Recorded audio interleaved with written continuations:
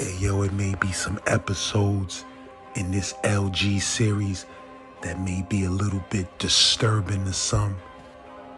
It may be a little bit offensive to some. We want to apologize in advance for that. If you just now getting familiar with the LG series, make sure you go on the channel and find the Real Story of LG playlist that got every episode in order. You heard? Catch up on that first season so you don't be lost on this season 2. Z-Man Suicide Polo with the Ski Man running around the hood like He-Man. We back at it. Brooklyn. Shout out the whole LG. Shout out to Mikey and Fruquan, aka Ray and Ghost. We gave y'all the purple tape. Now this season 2 looking like the Blueprint album or something. You heard? Iron Man, Motherless Child type of vibes. You heard? That's the vibes we on. Let's get it. Make sure y'all subscribe and hit the bell so you don't miss no episodes I drop. Him and his man was co-defendant on trial. And I never forget, man, his co-defendant was like, yo, if we blow trial, nigga, we get buck on these motherfucking lawyers and DAs. So my man shot like, this nigga bugged out. So, man, when they went to trial, son, and they blew, son, as soon as they said guilty, nigga, his co-defendant jumped up and started cutting the DA, my nigga, like, rushing, trying to get the judge and all that.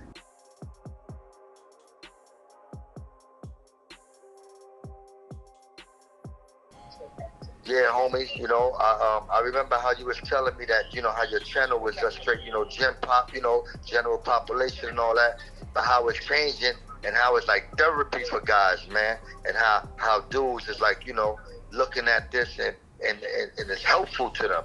Because I ain't gonna front, man, since we've been doing this last, man, this shit been all right, man, because this shit been so much built up inside me, you know, from the time my man Nut Death, to this, to that, to how Dawn Diva came at me, and how other magazines wanted me to, you know, to talk and give my story. But I kept it quiet for 22 years, man. You know, because I wanted the trial to blow over, because there was a lot of bullshit with me in the mix, and a bunch of other shit with it, you know, that I couldn't control with my man, and like took his breath from my arm. And we're going to get to all of that.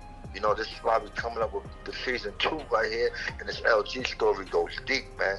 You know, and it's real, man. And I had this bottled up in me, lads. Like it been like, you know how soda can, you shake it and shake it, you're gonna explode. But since I've been doing this last, man,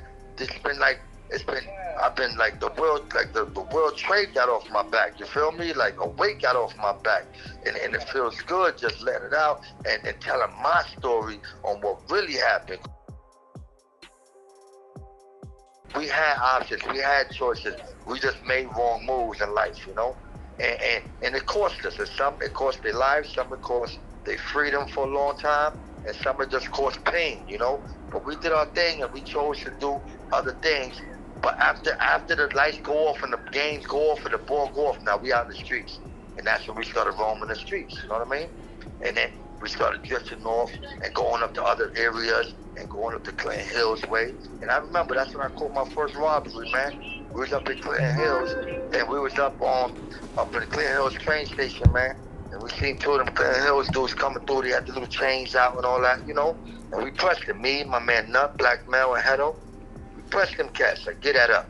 And we had them. Let me ask you a question. When you say Clinton Hills dudes, what exactly do you mean by that? Like, it was a certain block, certain building? Yeah, Clinton Hills. When I say Clinton Hills is the area, you're right. But they had a little project, not a project, it was like a co-op, Clinton Hills.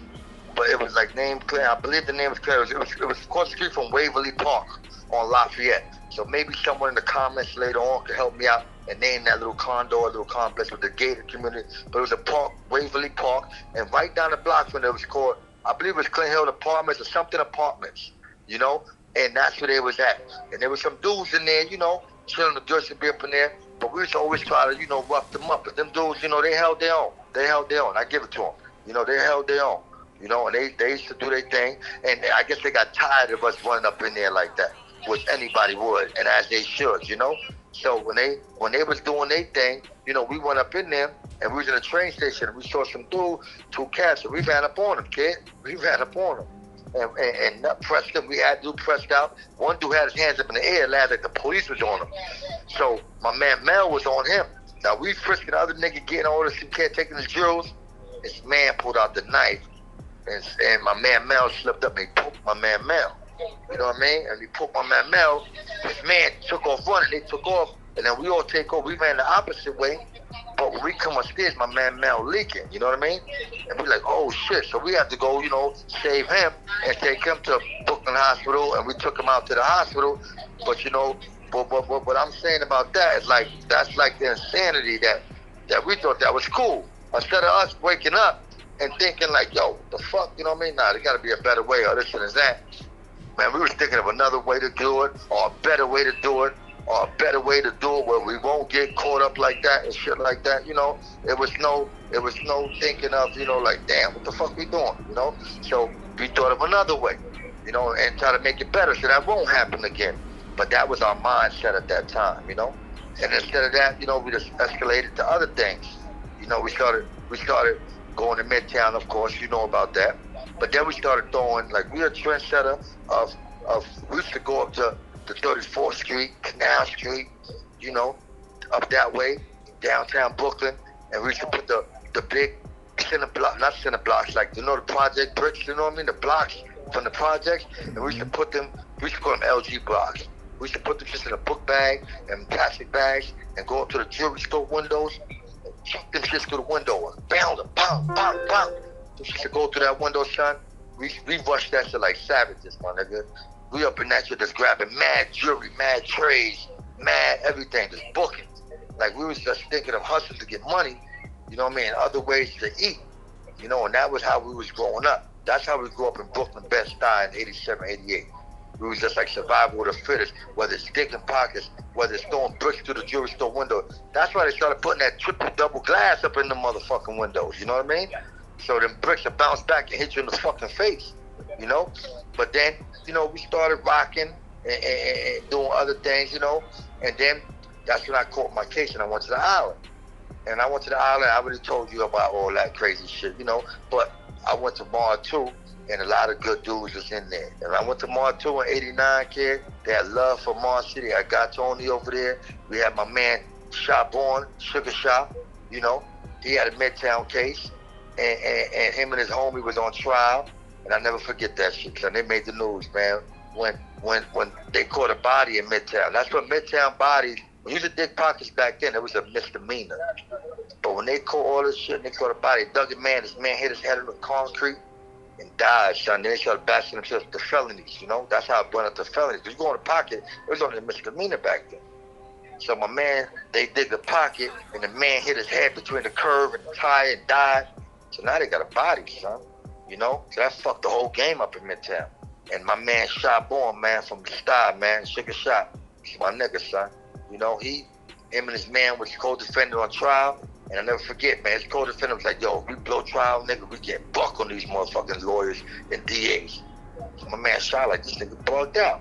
So, man, when they went to trial, son, and they blew, son, as soon as they said guilty, nigga, his co-defendant jumped up and started cutting the DA, my nigga, like, watching trying to get the judge and all that.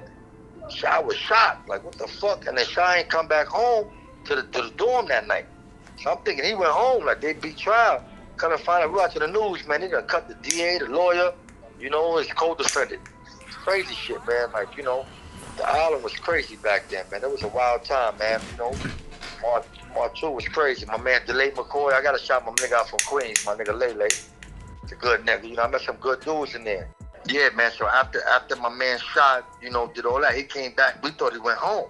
So, you know, when he came back to the house, the Mar 2 was going crazy, son. Especially, they had to take him out to Mars after that shit happened with the DA, and they did all that shit in the court. You know, they had to put him in Fort Upper. And when they were packing him up, yo, the whole dorm was going sick, man. Like, nah, nigga, like the president, nigga, they was protecting him. And he had to he had to go in front of the whole dorm and be like, yo, chill, y'all, chill, I'm all right, son. I'm gonna be good, son, don't worry about this, man. You know, I'm good. And they stepped in the Fort Upper, man. I never forget, man, that's my good nigga, man. Cause he went up north right behind me. So my number was 89B 2355, and he was 3000, 89B 3000. They went to 4 Upper, and he was up there with my man Big Smith. Man, I gotta shout out Big Smith. You know what I mean? Big Smith held 4 Upper down. And if you was up there 89 and up there, you wasn't going to 4 Upper, son. Niggas was shook. But Big Smith held that motherfucker shit down, nigga. That's how we did. Booking was well known. Then when I went up north and did my time, that's when I got in tune with other project dudes, you know, because we was staying LG crazy. And that's when I started fucking with the Fort Greene niggas, you know. My man Moo D-Wiz, and my man Juju. You know what I mean? I started fucking with it. I'm going to get to that in a second, but I started fucking with them hard body up north. And then, you know, we came home and we started rocking. How many different jails you was in up north, though? When I went up north, man, when I first went up north, I went to Elmira, to Reception. Then from Reception, I went to Bear Hill. Then from Bear Hill, that riot broke out. And then from there, I went to Dannemora. I went to Clinton. They sent me to Clinton, Dannemora. But I was too young, you know? And they gave me like a year keep lock, man. I had a year fucking keep lock, you know? And I had a year keep lock for exciting the riot and all this other shit in Bear Hill. When Bear Hill first opened, they had a big ass riot. And after the riot broke down, we all went to the dorms, and they was looking at, you know, who's... That ain't the riot where a dude got killed in the yard, right? Yeah, that riot. That was the riot, son. It was a Spanish dude, right, that got killed in the yard? Yeah, that was the motherfucking riot, son. We just opened, man. We was putting the beds up and everything up in the yard. Stabbed them up, hit nigga with dumbbells and weights on their head. It was crazy, you know? But then after that, we was on lockdown. So when we on lockdown, they looking at the dorms, and me and my homies is running around crazy, and they told the COs to pick out of each dorm who they think, you know, got an influence in the dorm and this and this and that. And I got caught up in that shit, son. And they pulled me and put me in SHU. Then from SHU, I went there seeing the motherfucking people. They gave me 365 days keep lock, 365 days for everything, you know? Then from there, they sent me to Clinton. Mind you, I'm only 17, Lash. I'm only 17. So I'm in Dannemora. That's that. From there, that I guess Clinton is close or whatever. That's the max or whatever, the jail. I know it's Bear Hill, and I know it's Franklin. I think it's by there, you know. And they sent me to Dannemora, New York. I think I'm in lower F or F block. I forgot what lower some block with long-term keep lock. But yo, why that riot popped off in Bear Hill again? What was that? Like, what, that was gangs?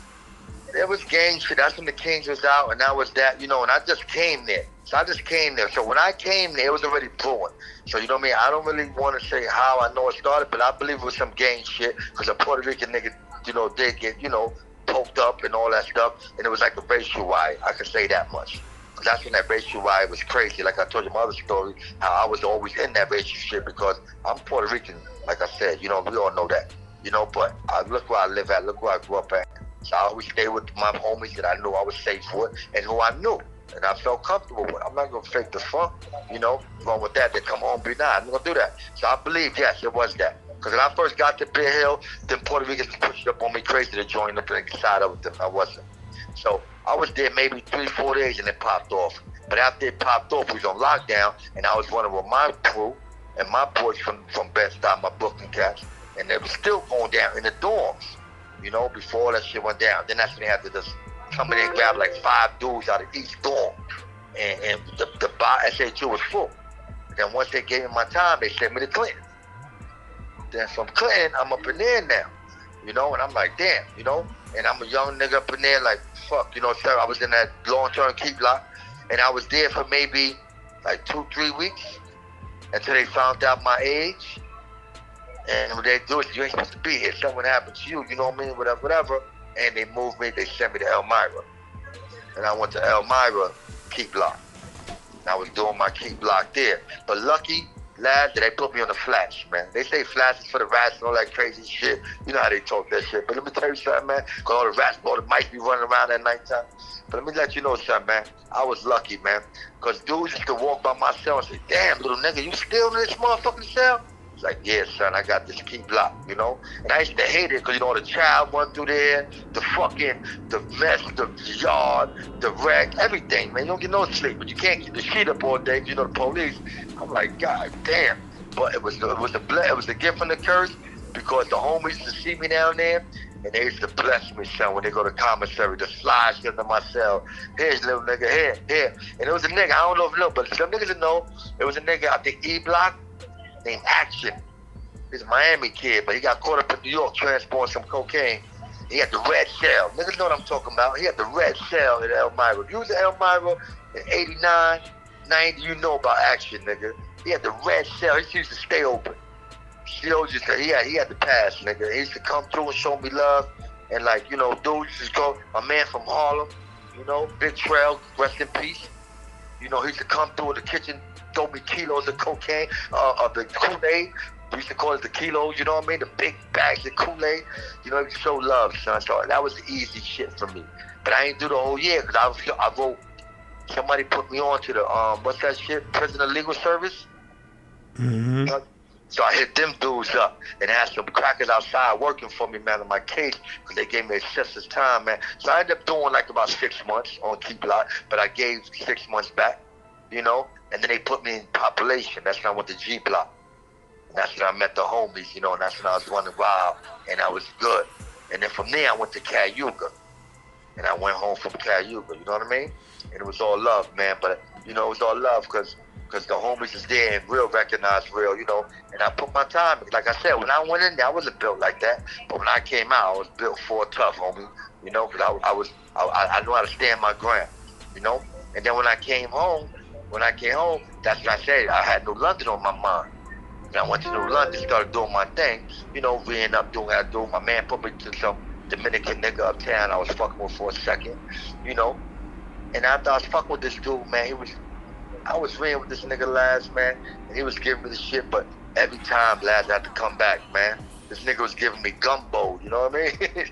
You know, he was giving me that pace, nigga. Like, I go way up, I come see the nigga right, I go way to New London, this shit ain't right, son. I end up I had to take the chance of getting it there. Now I gotta come back with it, get it right, stand up in the heights, do all crazy shit, go to a game room, you know how they play, go to a game room, sit here, go to the bar, go to the restaurant, come here, dodge the D's, get back on the highway, get back to fucking Connecticut. Come on, son. So then I got tired of that shit, man. So one time, the last time I went to see this nigga, so I went to see him, he made it right. He always make it right, but it's bullshit. So I go see the nigga last, right? Me and my brother. When I'm going to check on me, I go up to the crib. He pulls out like a coffee box. And he had like, I seen a whole brick in there, and I don't know what else is in the bag, you know what I mean? In the box, you know, so I'm looking. So I said, let me use the bathroom. So when I went to use the bathroom, I got on my Brooklyn bullshit last, and I ain't even with that shit, but I got my Brooklyn bullshit. So I went in the room to line up the fire escape window to see where his window's at. So I'm looking out the window, and I see it, but he had like you know how you got that fire, like that gate on the window? Mm-hmm.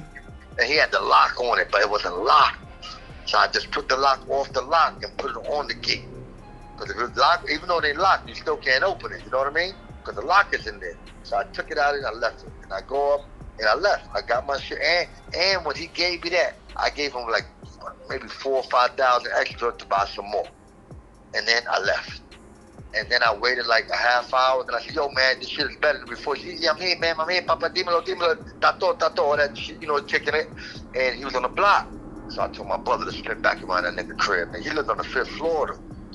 So I go back to the building. My brother gave me the boost. Now it's summertime, lad. I'm climbing the fire escape, all the kids out there. I see, I'm running through people's apartments. You know, I got to go 5 flights up. You know, so I'm watching, looking at people's crib, dipping. I made it up there. I go up in there, I open the window, I slide that gate, I move his dresser over. As soon as I jump out there, I see my 5 stacks that I gave him on the dresser. I grab that quick. I go in the closet, my nigga. I look in that coffee box, like a Mr. Coffee box. I seen a whole brick in there and like 300 grams, like 1,300 grams altogether. I'm like, oh, yeah, I got this nigga. I said, let me look around this nigga crib, man, fuck that. And right when I was about to do all that, I heard the phone ring. So the shit shook me, you know what I mean? So I said, get the fuck up out of here. And I left, my nigga. And when I left, I had the whole shebang, you know what I mean? Now me and my brother driving back to Brooklyn, playing that motherfucking Jay-Z shit. Money ain't a thing, I'm hyped now. Like, yeah, man, fuck that, you know what I mean? We on to the races now. you know. And I never was dealing with a whole joint at that time, you know what I mean? I was getting my little 250s, my little, you know, whatever I was getting. Man, listen, man, we took that shit, man. I went to New London, we went off to the races. Then my man, Riz, from Atlantic Terminals hit me up. You know, shout out to Atlantic Terminals. It's some real cats from out Atlantic Terminals, man. You know, my man Mambo, you know, some real cats out there, man. So he was in Springfield, Mass. So he had a situation out there that was popping. He said I could make it more better. And I had the work, you know, man, I had the resources to it. So let's go. So I brought 2 or 3 of my cats out there, you know, we go out there. You know, he had all the cribs, stash spots, everything laid out. So we just had to make it right. But he didn't tell me he had beef with some Jamaican niggas, whatever. You know, so we stepped into their fire. So, you know, when I'm out there, you know, we rocking. I have my man Jay out there. You know, my man Stay High, my man Monster. You know, we out there. So the Jamaican niggas roll on my man, pushing up on him. Like, you know, I told you about being out here on this block, da-da-da. And this block is making money, son. So I wasn't there, but my homies was there, you know? And they like, yo, what up, you know? So my man like, what's up with this nigga? So the nigga talking all that. My man Jay, he always kept a razor on him. Like, he always is ready. Like, if you ever go to Rikers Island, nigga, he always got a razor on him. You know, we could be in the car chilling in the world. He's spitting that shit out of his mouth, playing it, catching it, up high, up low. He was nice with it. And he cut the Jamaican nigga, you know what I mean? Quick, impulse. So I get the call, I'm like, yo, Jay, what the fuck you doing, man? Yo, the nigga's acting funny, he's acting stupid, yada, yada. So you gotta get up out of here. My man's got the spot relevant. So I sent Jay up out of there to come back to New London. And they out there. They out there getting money still. Man, them Jamaican niggas came back that night last, man. They wasn't playing. They came back, my nigga. They came back and he started blazing. Now they at the shorty crib sitting on the porch. That's where he used to be at. They start blazing. Everybody hit the floor. When they hit the floor, my nigga, everybody getting up. The girl ain't getting up. We like, yo, get up. My man trying to get up. They turn her over, nigga. They done hit the girl in the face, man.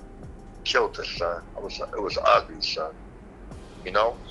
And that was over for motherfucking Springfield, kid. It was over. Jamaican niggas got locked. They got locked up. All this shit happened. They was trying to find a bunch of other shit, but it was ugly. It was ugly. You know, the whole situation. Springfield, just as fast as it came, it left, you know? And then that showed me that karma, you know?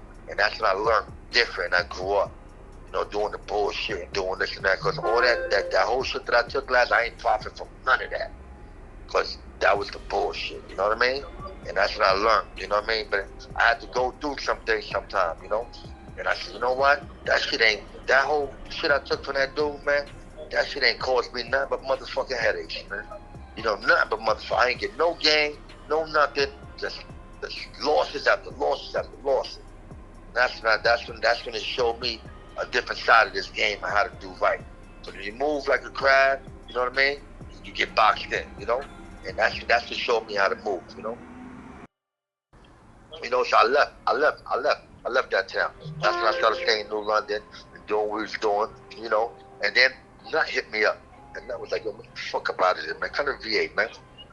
So I went to the VA with Nut. You know what I mean? So let me bounce up to the VA with Nut, shit, whatever. Because New London was always there for me. That was my place, you know what I mean? And I had my peoples there, and I had some shorties there that I was messing with, that I was hitting them with whiz, and everything was righteous, you know what I mean? And they could come down, and when they done, they could see Big Bro make it right, and boom, you know, handle. So I went to the VA with Nut. See, but with Nut and VA, that was more of a party thing out there. That was more of like, Nut was getting that money out there, but it was more of a party night. You know, we was going out every night, going here, going there, you know, going to motherfucking big dice games. You know, he used to fuck with them Teddy Riley brothers. What's his name? Rex and Effect? Yeah. Markel, we was out there with them niggas in their crib, you know? So now that really set the tone for me to get money, really. See, everything in life happens for a reason, man. You know, you see shit, and you may not know it at that time, but you see it. So when I went to the nigga's crib, man, and I was seeing this nigga, I think his name was Arkel, Teddy Riley brother, Markel, whatever, Teddy Riley brother. They got a game room in his crib. He had the crazy shit, you know what I mean? I was like, damn, you know what I mean? I'm out here playing with this money, you know, doing dumb shit, you know? And they was living. But he used to have big dice games at his crib. So we used to go to his crib, you know, and play dice and shit, you know, and have fun, you know. So when we leaving there, it was like, when it was a fun. Like we used to go like on Virginia Beach come, you know, another type of dude that'd put, you know, do 500 push-ups and throw the white beater on and say, let's walk the beach strip. You know, we'd be on the beach walking on the strip. I used to love walking a few feet behind the nigga, man. It was comical to me. I'm always gonna walk a few feet behind the homie and let him walk. And from bitches to niggas, like, be looking at the nigga. When I say niggas, I don't know funny shit. I mean, like, niggas just be like, what the fuck? The bitches used to walk by the nigga, be like, yo, can I just touch your arms? And that nigga should love that shit, nigga. That fed him energy, my nigga, you know? The nigga was like an action figure, man, you know? He was like a He-Man action figure. Him and Fruit, man, niggas was action figures. It was different, man, you know? Straight in them DFY bitch, young. So then, we out there in VA doing our thing, whatever. So now have mad bitches in and out the crib, you know? So I'm like, damn, this nigga's a beast, you know what I mean? But it was alright for me, because, you know, when their friends come through, I'm right there, nigga, you know what I mean? So it was all good. And I had my game with me, and I was doing my 1-2s. But it was one good that always come through, Putty bitch, you know, Putty bitch. And I used to tell me, yo, you know who that is?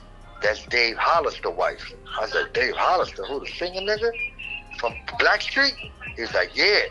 I was like, oh shit, you know, she used to come through on a regular, you know. I thought that was his housekeeper, for the truth, because she be cleaning, doing everything in the crib, you know what I mean? I'm like, damn, cooking us breakfast and all that. So they got wind to the homie, right? Some funny shit, lad. So one time we out in the club, my nigga, and them Blackstreet niggas rolled on us, son. Them niggas rolled on us, nigga, and Nut was outside. Nut jumped out the range, my nigga. What you mean them niggas rolled on y'all? They tried to press you? Yeah, because they said the nigga with the black range, and niggas ain't had that range back then. The black range with the Maryland plate, and we was in VA, was fucking his wife. So it got wind to the nigga. Niggas said, that's that nigga right there. So we up in the range, nigga. We seen these niggas coming, man. It was like him, Chauncey, or the other, whatever the fuck them niggas is. The Blackstreet niggas and 2 or 3 other street niggas they had with them, whatever. And when they seen it was Nut that jumped out, my nigga, and then Nut had the hammer on his side, he's like, what up, you problem? Yo, them niggas fell. They said it was Nut. Said, oh, yo, Nut, what up? And then when the other nigga heard the name, Dave Hollister, them niggas started harmonizing. Nigga. They was like, yo, they did a routine. They did like the Temptations, kid. And I was like, what up?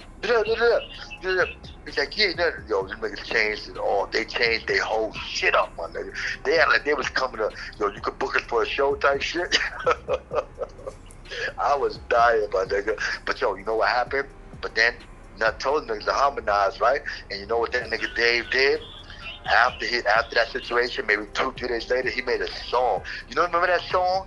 Remember that song that he made, like a basketball? I gotta bounce. You ever heard that song? Yeah. Yo, play that shit back, nigga. When we get off this shit, man, listen to that song. Whoever listen to this shit, listen to that song, nigga. That was from my man Nut, son. Because he was talking about how he was on tour and how his wife was cheating on him and how he was doing too much and he put the music in front of everybody and she started fucking a nigga. That was nuts, son. That was nuts, son. I'm telling you. So he made that song for my nigga because he couldn't beat him. So he said, I got to kill this nigga on track. I got to kill him on wax, kid.